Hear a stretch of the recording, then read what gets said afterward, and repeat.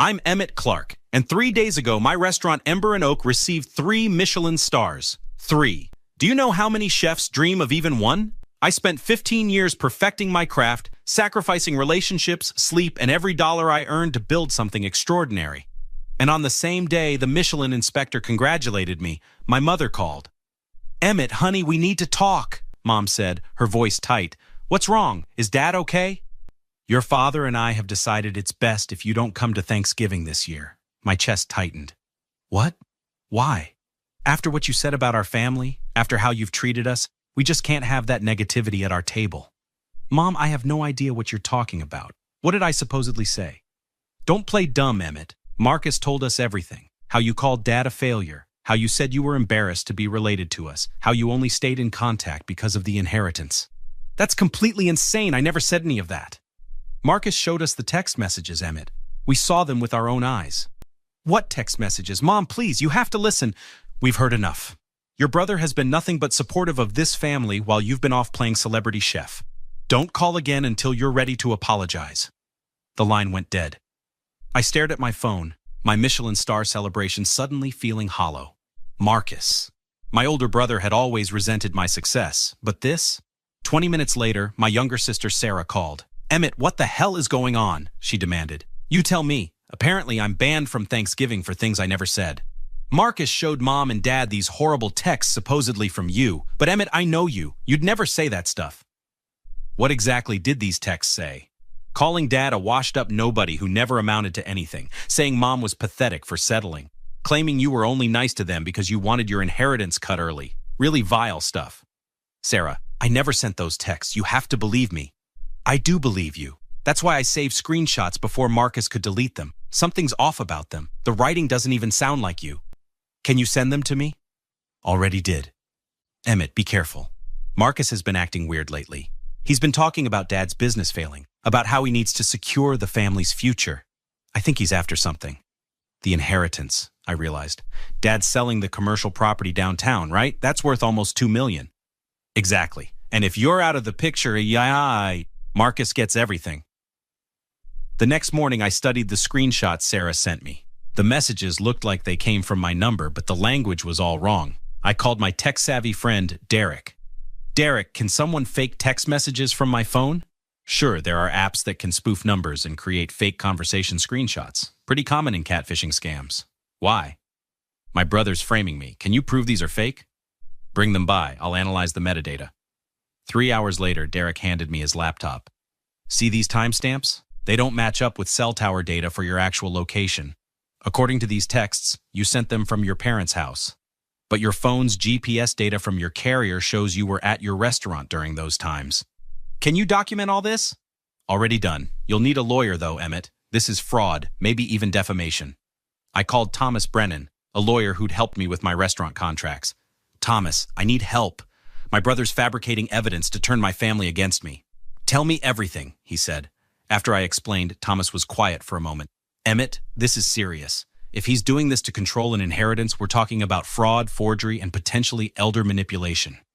"How old are your parents?" 68 and 70. "If he's influenced them to change their will under false pretenses, we can challenge it. But we need more evidence." "Has he said anything incriminating?" "Not to me directly." "What about to others?" I thought about Sarah's comment. "My sister said he's been talking about securing the family's future." "I need you to talk to him, record the conversation, get him to admit what he's doing. He won't just confess." "Then make him think he's won. Tell him you're giving up, that you don't care about the inheritance anymore. Narcissists love to gloat. He'll slip up." The next day, I called Marcus. Well, the prodigal son," Marcus answered smugly. "We need to talk," I said, keeping my voice defeated. "About what? Your little tantrum? Mom and Dad are done with you, Emmett." "I know. Look, I'm not going to fight this. You win."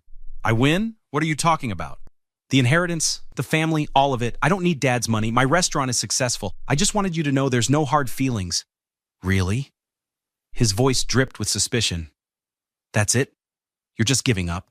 What else can I do? You showed them those texts. I can't prove I didn't send them." He laughed. "No, you can't, can you? Those apps are amazing. $10 and I could make you say anything." My heart raced. Keep him talking. "I have to admit, it was smart. How'd you even think of it?" please. You think I was going to let you waltz in and take half of $2 million?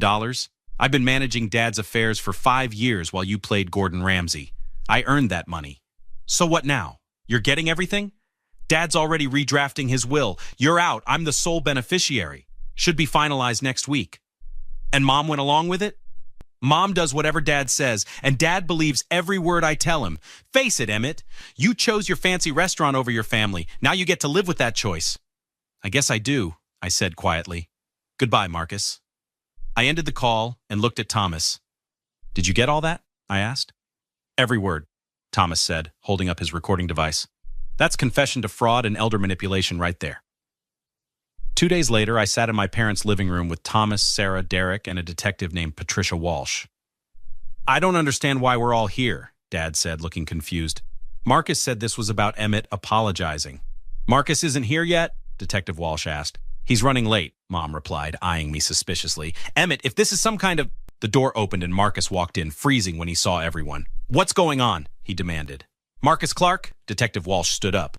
I'm Detective Patricia Walsh. We need to talk about some allegations of fraud and elder manipulation. This is ridiculous. Dad, are you going to let them... Sit down, Marcus, Thomas said firmly. We have evidence. Evidence of what? Of you fabricating text messages to turn your parents against Emmett so you could manipulate them into changing their will, Thomas said. Mom gasped. That's not true. Marcus showed us those messages from Emmett's phone. He showed you fake messages created with a spoofing app, Derek interjected. I'm a digital forensics analyst. These screenshots don't match the actual cell tower data from Emmett's carrier. The timestamps show Emmett was at his restaurant when these were supposedly sent, not at your house. You're lying, Marcus said, but his voice wavered. Am I? I pulled out my phone. Should I play the recording from our conversation yesterday? His face went pale. What recording? Dad asked. I pressed play. Marcus's voice filled the room. Those apps are amazing. $10 and I could make you say anything. You think I was going to let you waltz in and take half of $2 million? Mom's hand flew to her mouth. Marcus, please tell me this isn't real. I've been managing his affairs for 5 years while he played Gordon Ramsay. I earned that money. Dad's already redrafting his will. You're out. I'm the sole beneficiary. Dad stood up, his face red. You did this? You lied to us? About your own brother? Dad, I can explain. Explain what? Sarah shouted. That you're a liar and a manipulator? That you destroyed our family for money? Mr. and Mrs. Clark, Detective Walsh said. Did Marcus influence you to change your will? He did, Dad said quietly. Last week, he brought over new documents, said it was just updating some beneficiaries. We signed them. Under false pretenses based on fabricated evidence, Thomas said. That's elder fraud. Those will changes are invalid. Marcus Clark, you need to come with me, Detective Walsh said. You're being charged with fraud, forgery, and attempted theft by deception. This is insane. Dad, tell them. Don't, Dad said, his voice breaking. Don't say another word to me. 1 week later, we gathered at Thomas's office for what he called the resolution meeting. Mom, Dad, Sarah, and I sat on one side of the conference table. Marcus sat on the other, flanked by his public defender. Let's begin, Thomas said. Marcus, your attorney has informed us you want to make a statement. Marcus's lawyer nodded. My client wishes to apologize and request that the family consider dropping the charges. Absolutely not, Dad said immediately. Dad, please, Marcus pleaded. I made a mistake. I was desperate. The business has been struggling and I thought... You thought you'd steal from your brother? Sarah interrupted. You thought you'd destroy his relationship with his parents? I'm sorry. I'll make it right, I swear. How? I asked calmly. How do you make this right, Marcus? I'll give you my share of the inheritance. All of it. You don't have a share anymore, Thomas said. Your parents have revoked the fraudulent will and restored the original terms, equal distribution among all 3 children. Then I'll give you my third. Please, Emmett. I'm your brother. You were my brother, I said. Brothers don't do what you did. Mom wiped her eyes. How could you, Marcus? We trusted you with everything. I know, Mom, I know, but I can change. Give me another chance. Another chance? Dad's voice was steel. You forged evidence. You lied to our faces. You tried to steal from your own family. What kind of chance do you deserve? Detective Walsh has agreed to pursue full charges, Thomas explained. Fraud in the first degree, forgery, attempted theft, and elder abuse. Marcus, you're looking at 3 to 5 years in prison. Marcus's face crumpled. No, please, I can't go to prison. My career, my life. You should have thought about that before, Sarah said coldly. There's also the matter of restitution, Thomas continued. Emmett has suffered reputational damage and emotional distress. We're seeking $50,000 in damages. $50,000? I don't have that kind of money. Then you'll pay it over time, Thomas said, from prison wages if necessary. This is my son, Mom said quietly, looking at me. Emmett, are you sure about this? Mom, he tried to destroy my relationship with you and Dad. He fabricated evidence to make you hate me. The same week I achieved my biggest professional success, he stole my family from me. Yes, I'm sure. But he's family, she whispered. Family doesn't do this, I replied. Real family celebrates your success, not sabotages it out of jealousy. Dad put his hand on Mom's. He's right, honey. What Marcus did was unforgivable. Marcus looked at me desperately. Emmett, please, I made a mistake. Don't let them send me to prison. I'm sorry. You're not sorry you did it, I said. You're sorry you got caught. There's a difference. The judge will make the final sentencing determination, Detective Walsh said, entering the room. But with the recording, the forensic evidence, and the testimony from the will attorney, this case is airtight. What about my career? Marcus asked frantically. I'm an accountant. A fraud conviction will destroy my license. Yes, it will, Thomas said flatly. Actions have consequences. Mr. and Mrs. Clark, Detective Walsh said, I want to commend you for supporting the prosecution. Many families try to cover these things up. We raised our children to value honesty and integrity, Dad said, glaring at Marcus. 2 out of 3 isn't bad, I suppose. Sarah leaned toward me and whispered, How are you doing? Honestly, I feel lighter, I replied, like I can finally breathe. Your restaurant earned 3 Michelin stars, she said louder, smiling. We should be celebrating that. We will, Dad said firmly. This Thursday. Thanksgiving dinner at Ember and Oak, the 4 of us. I'd like that, I said, my throat tight. Marcus will spend Thanksgiving in county jail, Detective Walsh added. His bail was revoked after he attempted to contact your parents against the restraining order. He did what? Mom asked. Sent your mother flowers with a card begging her to drop the charges, Detective Walsh explained. Direct violation of the protection order. That added another charge. Thomas closed his folder. I think we're done here. Marcus, your preliminary hearing is December 5th. Until then, you'll remain in custody. As they led Marcus out, he looked back at us one more time. I really am sorry. None of us responded. After he was gone, Dad turned to me. Emmett, I owe you an apology. I should have known you'd never say those things. I should have trusted you. We both should have, Mom added, tears streaming down her face. Can you forgive us?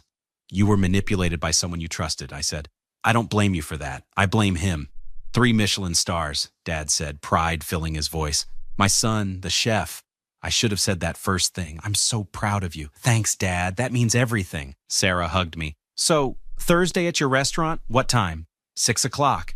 And bring appetites. I'm cooking everything myself. Not turkey and stuffing? Mom asked with a small smile.